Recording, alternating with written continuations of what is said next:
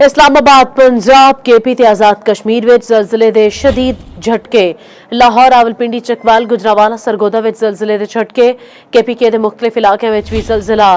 पेशावर मालाकन मरदान ते नौशहरा ज़लज़ले दे शदीद झटके।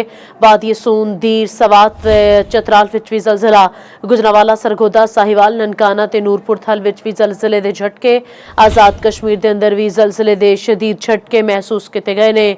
अपडेट करें इस खबर के हवाले नाल इस्लामाबाद पंजाब केपी ते आजाद कश्मीर के अंदर भी ज़लज़ले दे शदीद झटके। इस्लामाबाद पंजाब केपी ते आजाद कश्मीर विच ज़लज़ले दे शदीद झटके। लाहौर रावलपिंडी चकवाल गुजरावाला सरगोदा विच ज़लज़ले दे झटके। केपीके दे मुख्तलिफ इलाकों विच भी ज़लज़ला। पेशावर मालाकंड मरदान ते नौशहरा ज़लज़ले दे शदीद झटके। वादी सून दीर सवात और चतराल विच भी ज़लज़ला। गुजरावाला सरगोदा साहिवाल ननकाना ते नूरपुर थल विच भी ज़लज़ले दे झटके महसूस किए गए। आजाद कश्मीर के अंदर भी ज़लज़ले दे शदीद झटके। 6.4 दी जड़ी शिद्दत जड़ी है वो महसूस की गई है। अपडेट कर रहे हैं लाहौर गुजरावाला सरगोदा साहिवाल ननकाना ते नूरपुर थल विच भी ज़लज़ले दे शदीद झटके।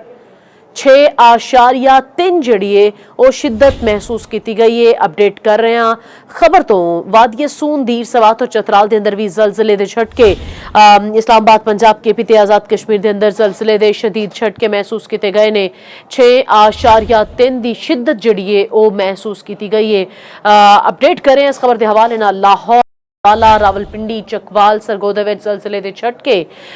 पेशावर बालाकंड मरदान ते नौशहरा दे अंदर भी ज़लज़ले दे शदीद झटके महसूस किए गए ने। और अगर शिद्दत के हवाले नाल गल करिए तो 6.3 जड़ी है वो शिद्दत महसूस की गई है। और अपडेट करते जाइए इस खबर के हवाले नाल आज़ाद कश्मीर के अंदर भी ज़लज़ले दे शदीद झटके महसूस किए गए ने। और ज़लज़ले की शिद्दत 6.3 ते गहराई 190 किलोमीटर रिकॉर्ड की गई।